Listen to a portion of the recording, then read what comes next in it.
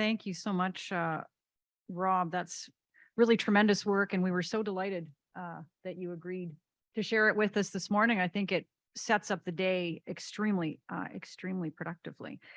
Really speaks to what it's going to take technologically and economically to transform energy systems and the wider economy to net zero. So for my remarks, I don't have a PowerPoint and it's not quantitative. I'm actually going to tell a couple stories.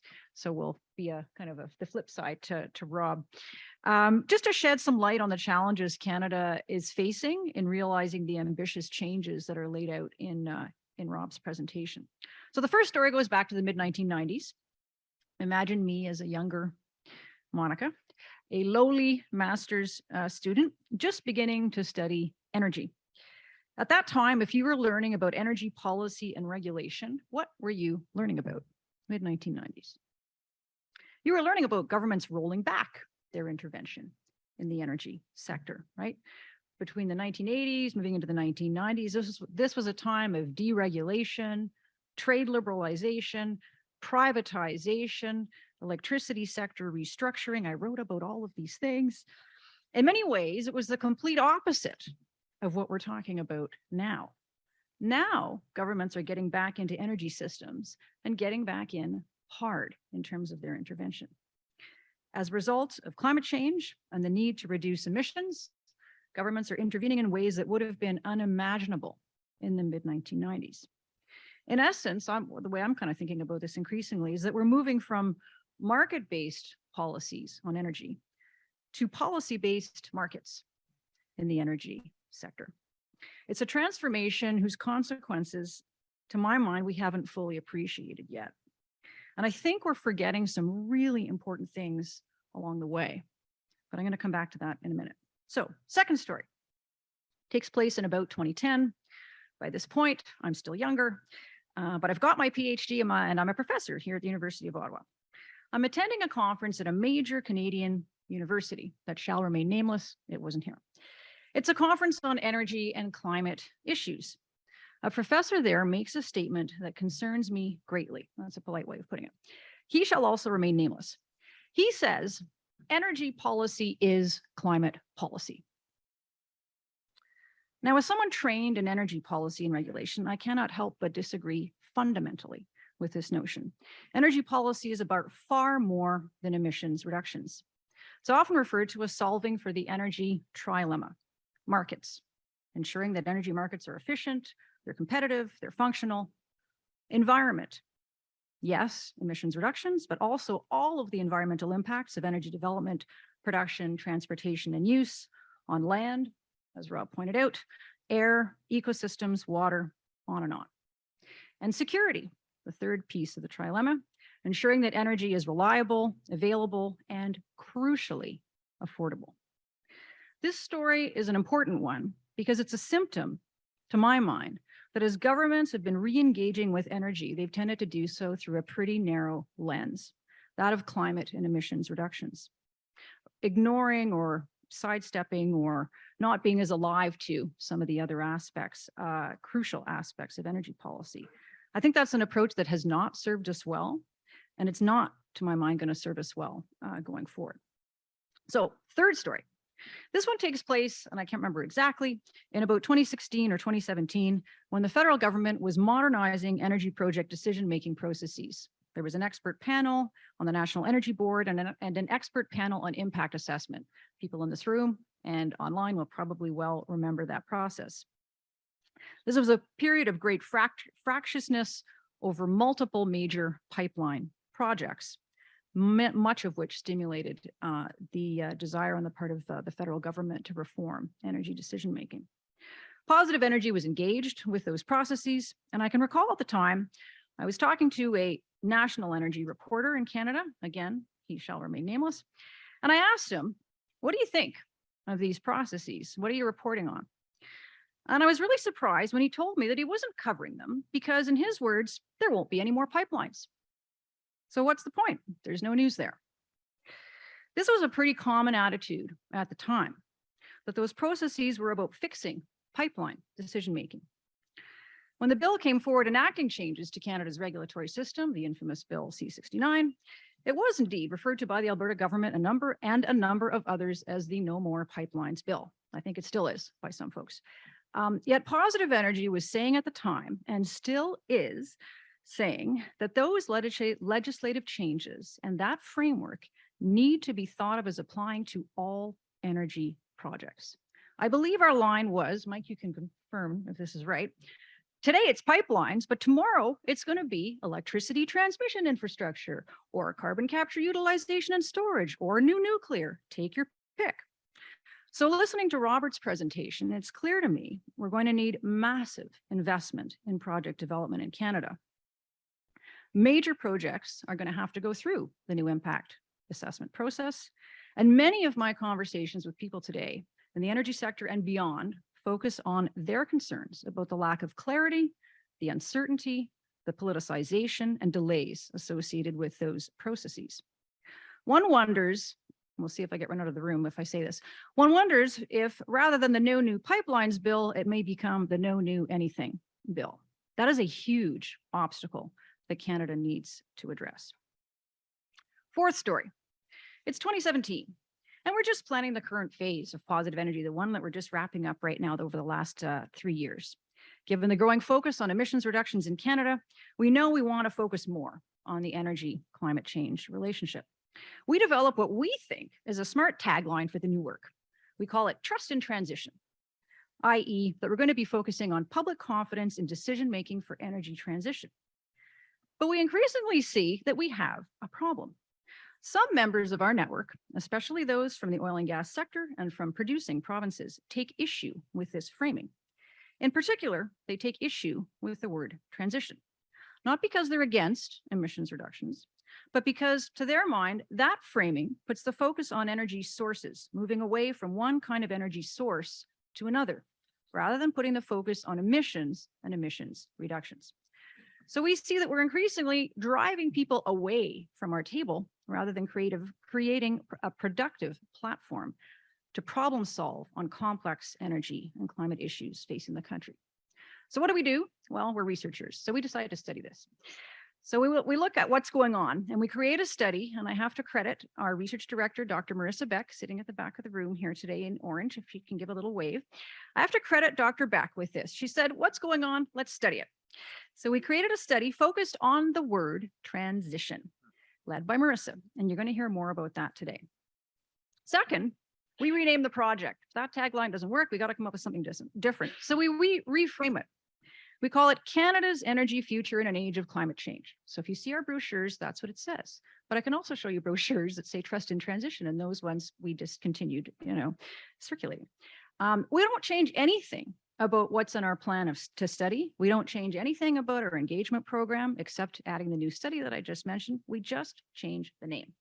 What happens? People come back to the table. And we learn the extent to which framing and language matters on these issues, especially across sectors, across regions, across levels of government, and increasingly across party lines. Final story. It's May of this year. I'm at the Campwood conference, and in a session about climate and energy regulation, the question of cost emerges. Robert, you raised that quite a bit rightly in your presentation. How much it's going to cost to transform energy systems? Who will pay these costs? When will those costs be paid? What will be the impacts on prices and affordability of energy? One of the speakers pushes back on this discussion, saying that those who raise concerns about cost are, quote unquote, climate insincere. In other words, that those who want to talk about cost don't have a genuine concern for the climate, and that the subject of cost is being used as some sort of denial or delay tactic. In my view, this is a very unhelpful way to think about things. We need desperately to be talking about the costs of net zero, whether those are costs to industry, to citizens, or to governments. And we need to make sure we develop economically, socially, and fiscally sustainable approaches. If we don't, we risk, and Robert alluded to this in his presentation, we risk blowback from consumers and declining support for climate action at a time when we desperately need that support. We also risk developing fiscally and economically unsustainable approaches, taking one step forward and maybe a few steps back.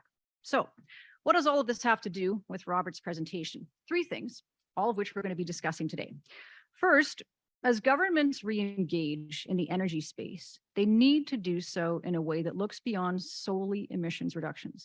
Energy policy is not climate policy.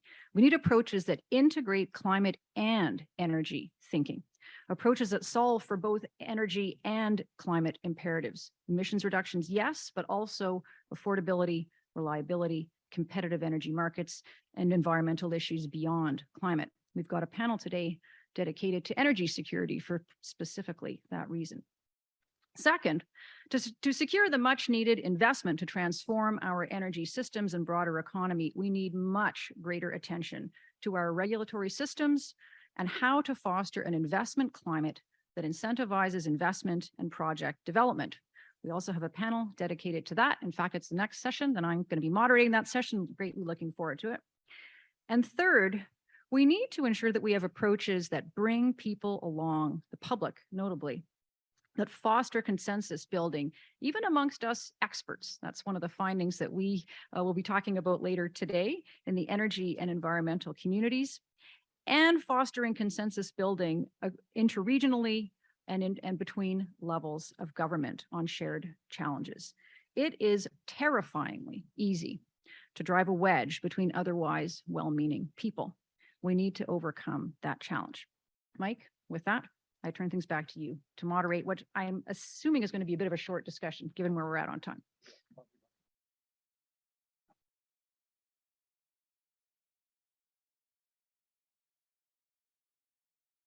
Okay.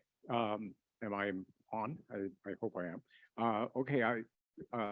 Thank you, Monica, and thank you, Rob, for great setup comments. And I don't know how well the two of you coordinated your comments ahead of time, but it certainly came across as if you did, because they folded into one another. I thought rather nicely. So we're going to try to have some time for a couple of questions from the audience, both online and here in the room. But I'm going to start off with one, if you'll indulge me, and it's in both of your comments, both implicitly and explicitly, you raised the idea that we live in a world of conflicting and contradictory narratives of how fast we can bring about net zero and what that really will entail. And despite the fact, pardon me, despite the realities that some of us see, other people see very different realities. And so what I'm wondering about from the two of you is, what are some of the things, two or three things, that we can do, that us in this room and others can do, to help sift through those different narratives and find some agreed upon ground based on a shared view of those realities. So, Rob, any thoughts? Well, I've probably played my hand a bit in what I said. I think there are a few things that are really important, Mike. One is just the way that things are modeling. You saw one taste of modeling from what I did. There are many models out there. The problem with a lot of the modeling we have is it's got a real confirmation bias, and there's an industry around modeling, whether that's a private industry or groups that are doing it, and they get funded or contracted to produce outcomes. So there's a huge confirmation bias in the modeling. Modeling generally is not independent. There's some very good modeling. I think we need a big initiative in Canada to get clean, completely independent, transparent modeling that calls things out as they are. As part of that, I think we've got to sort of face up to the reality without labeling it as good or bad. Again, I sort of played my hand with the picture about the power turbines. You might say even that's biased the way I presented it. It probably is a little bit, but there's some truth to that you just have to confront. You might say they're beautiful, you might say they're not, but the reality is you're going to need them, and we need a way to sort of get that on the table to depressurize things. I think the last thing we need to have in our discussion after that is a way that we can actually frame big choices for people. I don't know how to do that. Other people will be better at thinking about how we do that. But to get the discourse away from good versus bad, as you said, Monica, can't talk about economics, to say we've got some urgent decisions to make if we want to do this together. Do we want hydrogen in the system, or are we going to fully electrify? Do we like nuclear, or we don't like nuclear, et cetera? And we got to get those choices made, because this is more about choices than good or bad. And if we don't pick a path, we're going to be in trouble. Monica. Yeah, I really want to just pick up on a few things that that Rob said. I love this idea of independent research. I mean, no big surprise, I'm an academic. Having said that, you know, it as somebody whose background is in public policy, it's striking to me the extent to which we've seen among some governments, well, many governments, turning to an ever narrower, shorter list of sources for information around these crucially important decisions for the country. And so to the extent that we can, you know, sort of open up that policy space, I think that would be extremely valuable. I think the other thing that I'd point to as well is, you know, again, maybe I'm an optimist because, you know, I lead this thing called Positive Energy, but I am quite optimistic right now. We do see a much greater level of alignment between industry, government, civil society organizations, Indigenous organizations around net zero. And I think that is definitely something to build on.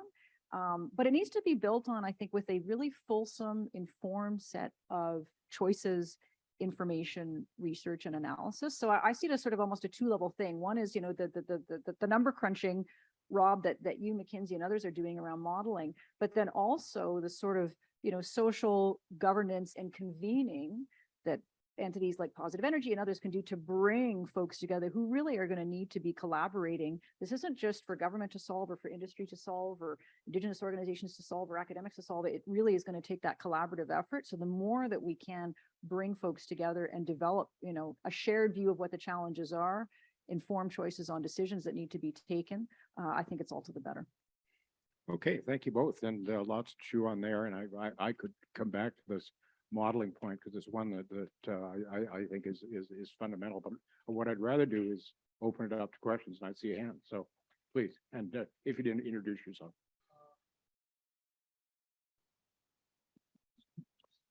Thank you. My name is Ron Van Holst. I'm with Cascara Energy, which is a district energy startup out of the GTA. So my question for Rob on the tower illustration, I found that really interesting, and modeling.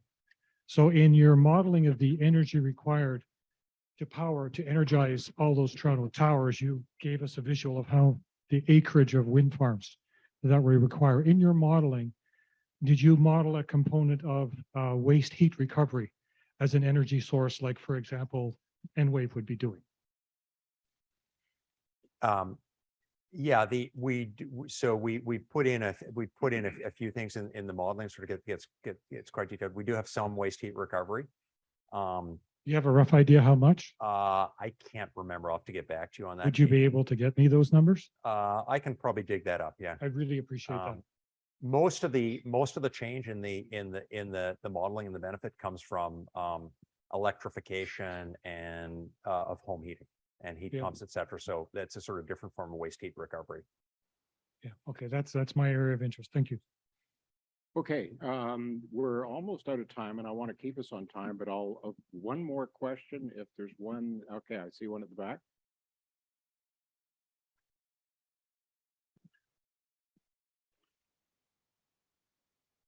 Hi, my name is Dara Nafisi with Kiewit. I just want to ask this question that with all these modeling there are some unknowns which I guess are worth talking about. And then we have all these nice round numbers, 2030, 2050. And you said that we have to make decisions now. But what we're seeing in the industry is that a lot of decision makers are trying out different pathways with hydrogen, with different technologies to see how it will fit, how the whole model will work out for them and what will prevail. Now, maybe we have to, and I want to see, what are your thoughts? Maybe we have to, and you're saying we're going to miss 2030 by a bit in at the best case.